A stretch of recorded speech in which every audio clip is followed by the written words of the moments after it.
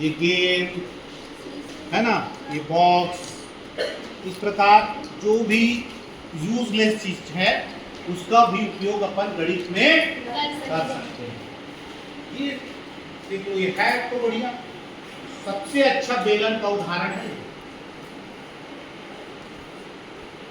है ना, ये बॉल। बॉल ही नहीं, क्या वैसे बोलते हैं, बाद में पढ़ते हो वैसे इसको क्या बोलते हैं, गोला। गोला गोला पढ़ते हो ना, ये गोला। वृत्त अलग चीज हो जाती है, ये है गोला। यानी हर तरफ से वृत्त को अगर घुमा दिया जाए तो गोला से जाता है, ये गोला है ना। तो ये आपका क्या हो गया, घन है ना। और ये आपका जो अपना है ना, घनाभ है। आसपास की जो भी वस्तु है, अब इसको जैसे इसी को अपन पूरा अगर खोलेंगे तो कितने फलक खुलेंगे। इसको पूरा खोल लोगे तो अपन 6 फलक खुलेंगे। और तो क्या बन गया, तो क्या बोलते हैं इसको, शंकु। ये सारी चीज अपने आसपास में मौजूद है। आप उसको लेके काम करोगे तो आपको तकलीफ नहीं होगी। यानी आप अपने आसपास को जो भी क्षेत्र है ना, उससे कोरिलेट करो, कैसे कुछ चीज से अपन कचरे से कुछ चीज को बना सकते हो, तो अपना गणित आपको हल करना आसान है। अब इसी में ही अपन जैसे ये घनाभ है, ये घनाभ क्या होता है, सॉरी घनाभ होता है, ये बेलन। बेलन के आधार का क्षेत्रफल, वृत्त का क्षेत्रफल पाई आर स्क्वायर।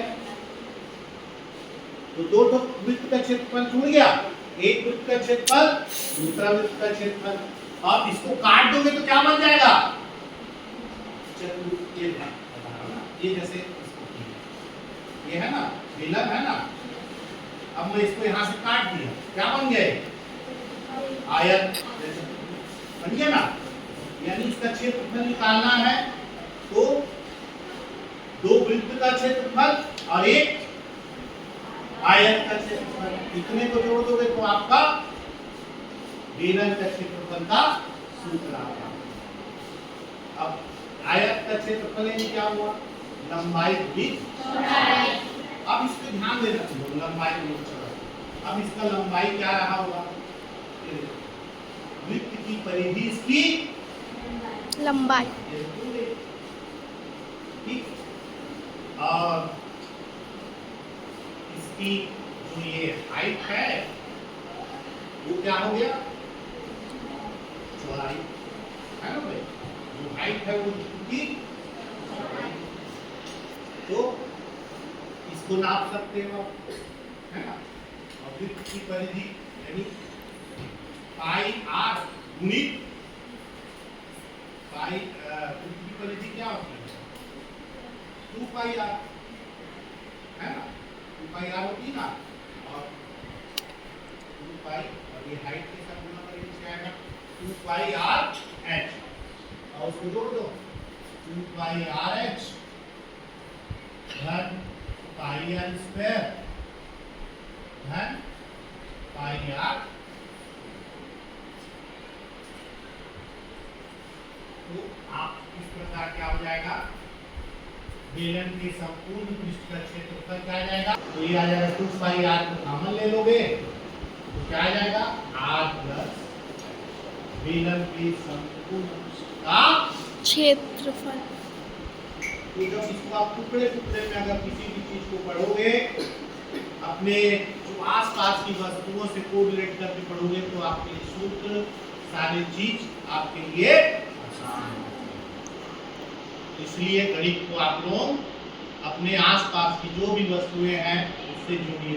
अब पिता पुत्र के ही जैसे सवाल पूछता है, पिता पुत्र, पिता की आयु पुत्र की आयु से 3 गुनी है, तो आप अपने आप को लिखिए, आपके पिता कितने, आपकी उम्र कितनी, 15 वर्ष, तो मेरे पिता की आयु 3 होनी, यानी कितनी होनी चाहिए? 15 तिया 45। हाँ, ठीक है। मेरी आयु मेरे पिता की आयु से 3 गुनी अधिक है, ऐसा नहीं।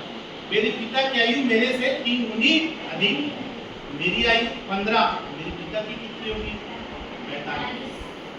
अपने से किसी भी सवाल को आपको अपने से संबंध जोड़िए। उसमें लिखता है ना रेशमा और कोई भी नाम लिया, मान लो राधिका, तो उसको अपने दो सहेलियों के साथ कोरिलेट करिए।